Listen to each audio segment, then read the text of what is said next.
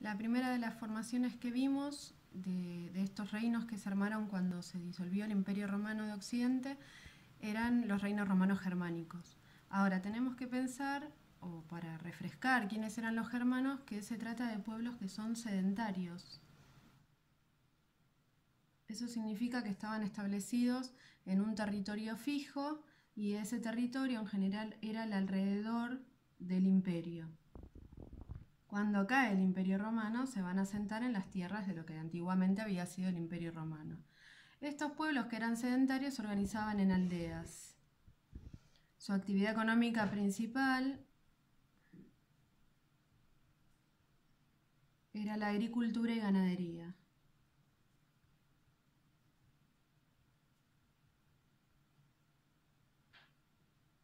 Cada uno de estos pueblos era comandado por un jefe, y el jefe a su vez era elegido por una asamblea de guerreros. El guerrero más importante, el que se distinguía, era el elegido como jefe.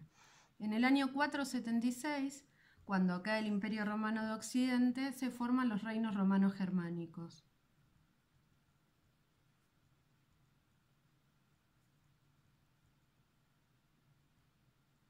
En cada uno de estos reinos se establece una monarquía, lo que significa que hay un rey que gobierna. Quien se elegía rey había sido el jefe de cada pueblo. En general, estos jefes tenían un poder débil y como tenían poder débil, la mayoría se terminó aliando con la iglesia para poder aumentar su poder. Se dice que tenían poder débil porque los que tenían mucha importancia eran los guerreros, y eso hacía que su poder no sea tan fuerte. Estos reinos entre sí rivalizaron, se enfrentaron entre ellos, y eso hace que algunos duren poco, como por ejemplo los suevos y los vándalos,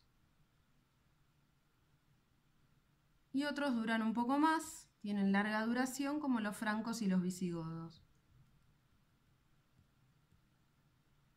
Si pensamos en la estructura social de los reinos romanos germánicos, tenemos que decir que hay grupos diferenciados. Por un lado, la aristocracia,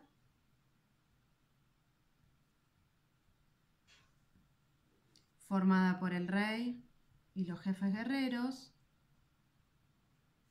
cada uno compuesto por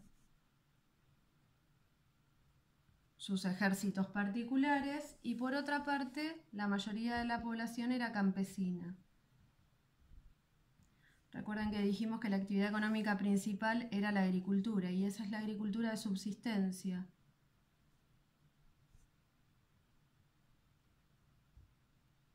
Esto significa que producen todo lo que necesitan para vivir. Ahora, los campesinos no eran todos iguales. Por un lado teníamos campesinos dependientes. Estos campesinos son libres, pero a su vez dependen del dueño de la tierra. Ellos tienen una parcela que les corresponde, pero tienen que pagar por su uso. Y pagan o en especie, por ejemplo entregando granos, pollos o huevos, o en trabajo.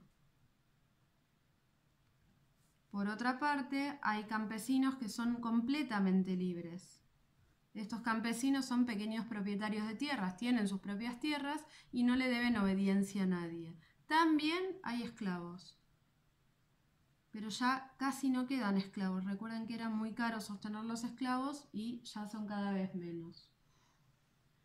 Se dice que entre el siglo V y VII se ruraliza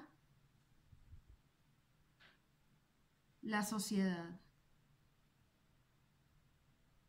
Esto es así porque se terminan abandonando las ciudades más importantes, porque se habían hecho peligrosas muchas de ellas, por las guerras que hubo entre los distintos pueblos, se había dificultado el comercio a larga distancia, se había reducido la población y también había bajado la producción agrícola.